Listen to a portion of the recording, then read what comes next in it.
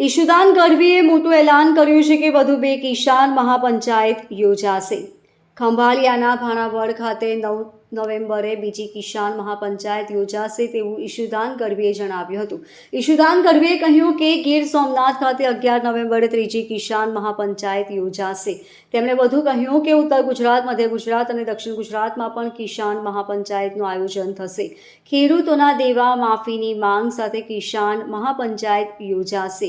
ઉદ્યોગપતિઓના 16 લાખ કરોડનું દેવું માફ થઈ શકે તો ખેડૂતોનું દેવું કેમ ન થાય તેવું ઈશુદાન ગઢવીએ જણાવ્યું હતું.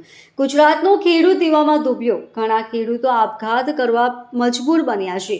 કુંભકર્ણ સમાન સૂતેલી સરકારને જગાડવામાં અમે મહદઅંશે સફળ થયા છીએ જેવું જણાવાયું હતું. ભાજપ સરકાર હજુ પણ ખેડૂતોને લોલીપોપ આપી રહી છે. મહારાષ્ટ્રની ભાજપ સરકાર ખેડૂતોના દેવા માફ કરવા જઈ રહી છે તો હવે ગુજરાતમાં પણ ખેડૂતોના દેવા માફ કરવામાં આવે તેવું જણાવાયું હતું. આમ આદમી પાર્ટી સડકથી લઈને સંસદ સુધી ખેડૂતો માટે અવાજ ઉઠાવશે. ખેડૂતોનું ભલું નહીં થાય તો ગુજરાત નંબર 1 નહીં બને તેવું પણ જણાવવામાં આવ્યું હતું. આમ આદમી પાર્ટીના પ્રદેશ પ્રમુખ ઈશુદાન ગઢવીએ મહત્વપૂર્ણ મુદ્દા પર પ્રેસ કોન્ફરન્સના માધ્યમથી મીડિયાને સંબોધતા કહ્યું કે આમ આદમી પાર્ટીના નેતાઓ કાર્યકર્તાઓને ખેડૂતો માટે લોહી પાણી એક કરી રહ્યા છે, જેના લીધે સરકાર પણ થોડી અંશે જાગી છે.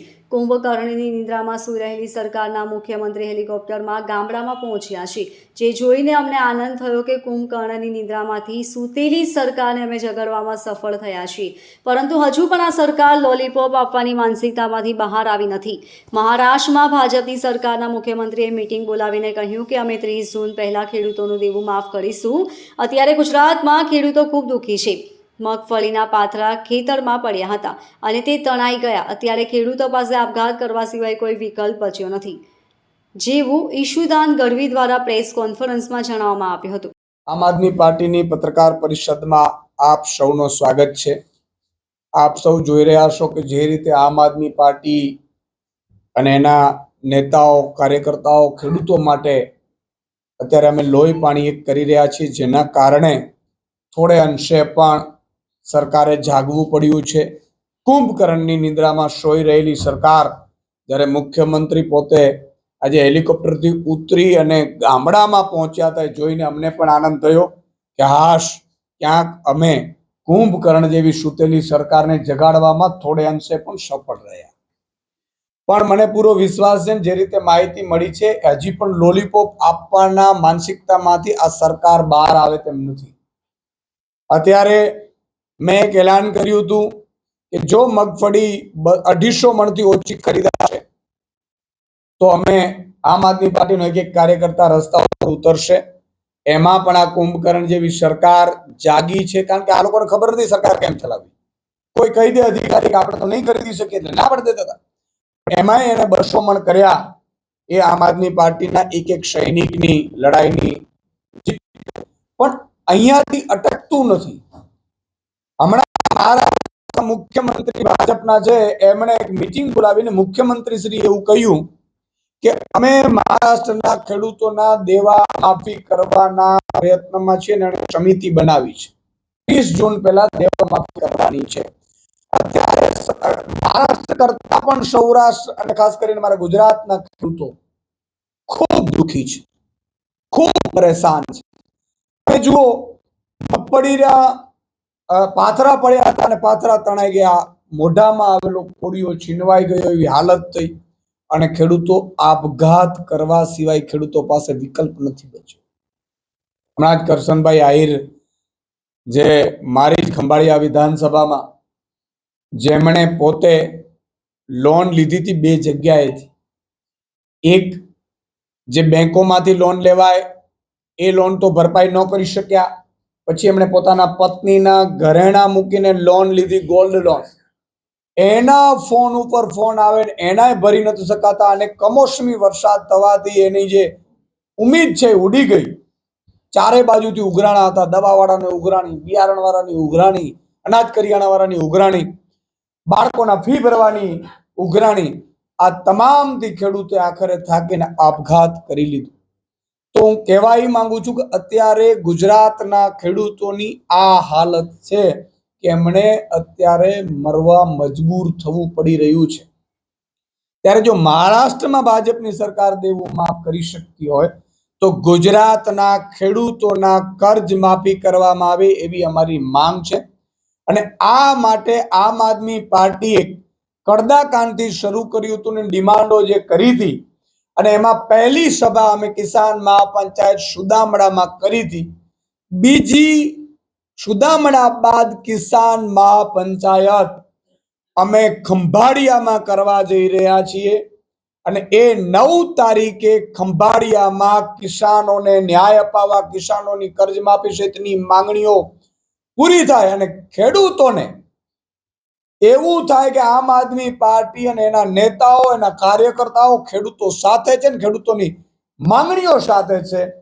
એ માટે અમે બીજી કિસાન મહાપંચાયત ખંભાળિયાના ભાણવડ પાસે અમે કરવા જઈ રહ્યા છીએ, જેમાં હજારો ખેડૂતોને હું આવકારું છું કે આપણે ફરીથી આ કિસાન મહાપંચાયત જે કરવા જઈ રહ્યા છીએ અમે આપ સૌ આવો.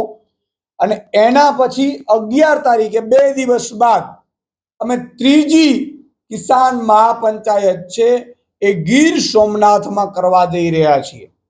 ખેડૂતોના મુદ્દાને લઈને આમ આદમી પાર્ટી સડકથી લઈ અને સંસદ સુધી અવાજ ઉઠાવવાનું નક્કી કર્યું છે. અમને ખબર છે કે ખેડૂતો 54 લાખ ખેડૂતો અને 1,20,00,000 મજૂરો અને ભાગિયાઓનું જ્યાં સુધી ભલું નહીં થાય, શ્રમિકોનું જ્યાં સુધી ભલું નહીં થાય, એમને જો આવક ખિસ્સામાં નહીં આવે, એમનું જીવન ધોરણ ઊંચું નહીં થાય, ત્યાં સુધી ગુજરાતને નંબર 1 બનાવી શકાય એમ નથી. અને એ લક્ષ્ય સાથે અમે નીકળ્યા છીએ. એટલે અમારો લક્ષ્ય ઈ છે કે ખેડૂતોને, જેમ ગુજરાતમાં અત્યારે ખેડૂતો ચારે બાજુથી પાયમાલ થઈ ગયા છે, એ ખેડૂતો અને ભાગિયા અને મજૂરો છે એમનું ઉત્થાન કરવા માટે આમ આદમી પાર્ટીએ શરૂઆત કરી છે. તમે જુઓ, કડદાકાંડમાં અમારા નેતા ગયા, કડદાઓ એને બંધ કરવાની ફરજ પડી. એ આમ આદમી પાર્ટી કરતા ખેડૂતોની જીત છે. એવી જ રીતે અમે કીધું કે 200 મણ મગફળી ખરીદો, 250 મણ, અને 200 મણ ખરીદવા માટે મજબૂર સરકારે એને જાહેરાત કરવી પડી. એ પણ ખેડૂતોની જીત છે. અને જો ખેડૂતોનું કહેવા માંગુ છું, જો સુદામડામાં આટલા એકતા થયા, આપણે એક થયા, હજારોની સંખ્યામાં એક થયા, તો મુખ્યમંત્રીએ બીજે દિવસે બધા કાર્યક્રમો રદ કરીને હેલિકોપ્ટરથી ઉડી અને પછી હેલિકોપ્ટરથી માત્ર નિરીક્ષણ નહીં તો અત્યાર સુધી શું થતું, હેલિકોપ્ટરથી નિરીક્ષણ કરતા હતા. પણ એ જ મુખ્યમંત્રી, પેન્ટ શર્ટ વાળા મુખ્યમંત્રી, એ બિલ્ડર ઉદ્યોગપતિ મુખ્યમંત્રીએ ખેડૂતોના ગામડામાં જઈને એમણે ખેડૂતોને સાંભળવું પડ્યું. આ ખેડૂતોની પહેલી જીત છે, ખેડૂતોના એકતાની જીત છે, આ કિસાન મહાપંચાયતની જીત છે. અને આ જ રીતે તમે જો ખેડૂતો બટેંગે નહીં તો કટેંગે, બટેંગે તો કટેંગે, બટેંગે નહીં તો કટેંગે નહીં, જો જ્ઞાતિ જાતિ અને ધર્મવાદમાં જો ખેડૂતો વહેંચાશે નહીં તો ખેડૂતોએ કલ્પના નહીં કરી હોય એ હદે સરકારે ખેડૂતોને આપવું પડશે.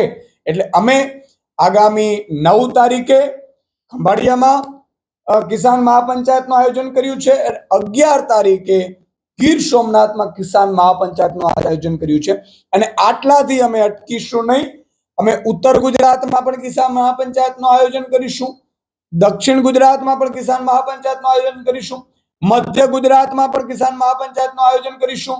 અને અમારું લક્ષ્ય છે કે તમામ ક્ષેત્રે તમામ ખેડૂતોને સાથે લઈ અને 54 લાખ ખેડૂતોને 1,20,00,000 મજૂરો, શ્રમિકો જ્યાં સુધી એક નહીં થાય, એ એમની માંગોથી જાગૃત નહીં થાય અને પોતે બોલવા નહીં માંડે, ત્યાં સુધી આમ આદમી પાર્ટીની આ મુહિમ ચાલુ રહેશે.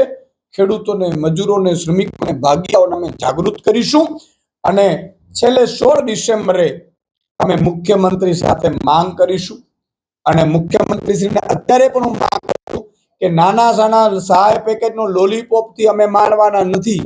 અમે ખેડૂતોએ ખૂબ ભોગ આપ્યો છે. એટલે તમે એકાદ દિવસમાં જો આ 6,000 રૂપિયાની જેમ લોલીપોપ SDRF NDRF નું જો અમને આપવાનો હોય તો અમારે રજો હતો. અમારું દેવું જે કર્જ છે ખેડૂતોનું, ઈ જ માફી અત્યારે જોઈએ. બીજા રાજ્યોમાં તમે કરી શકો છો. તમે જુઓ, અત્યારે બધા લોકોને ભાજપ વાળું એવું કહે છે કે ભાઈ કર્જ માફીથી ફાઇનાન્સ વ્યવસ્થા લથડી જાય, તો 16 લાખ કરોડનું 100 ઉદ્યોગપતિઓનું તમે દેવું માફ કર્યું. એમાં તમારી ફાઇનાન્સ વ્યવસ્થા કથળી નથી. મહારાષ્ટ્રમાં તમે કરવા જાઓ છો ખેડૂતોને દેવું માફ, એમાં તમારી ફાઇનાન્સ વ્યવસ્થા કથળતી નથી. ગુજરાતના જ ખેડૂતોને કંઈક જોઈએ, ગુજરાતના ખેડૂતોને કરે અને તમે કર્જ માફી ન આપો અને તમારું ફાઇનાન્સ વ્યવસ્થા કથળે, એનો અર્થ એ થયો કે ભાજપ કિસાન વિરોધી, ખેડૂત વિરોધી નીતિ ધરાવે છે. એ સાબિત થઈ છે. ગઈકાલે હું મુખ્યમંત્રીશ્રીનો વિડીયો જોયો, મુખ્યમંત્રી ખેડૂતોને મળી રહ્યા હતા. ખેડૂત પોતે માંગી રહ્યા છે કે તમે જે આપશો એ તો અમે તો ક્યાં જશું, મારી પાસે તો બીજો રસ્તો જ નથી. પણ અમારી માંગણી એ છે, કર્જ માફીની માંગણી છે. દેવામાં ગુજરાતનો ખેડૂત ડૂબી ગયો છે, આપઘાતો કરતો થઈ રહ્યો છે. સરકારને વિનંતી છે, કુંભકર્ણ જેવી બહેરી મૂંગી સરકારને વિનંતી છે કે એકવાર તમે ખેડૂતોનું દેવું માફ કરી દો.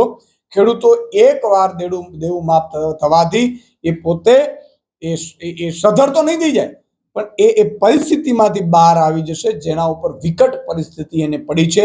ન માત્ર સરકાર, ન નકલી બિયારણ વાળા, ન ખાતર વાળા, ન દવા વાળા, પરંતુ કુદરત પણ એમની ઉપર રૂઠ્યો છે અને આવેલો કોળિયો છીનવાઈ રહ્યો છે. ત્યારે મારી માંગણી છે કે નાના લોલીપોપથી નહીં પરંતુ કર્જ માફી કરજો, એવી અમારી માંગ છે. Bureau report LK star news, Surat.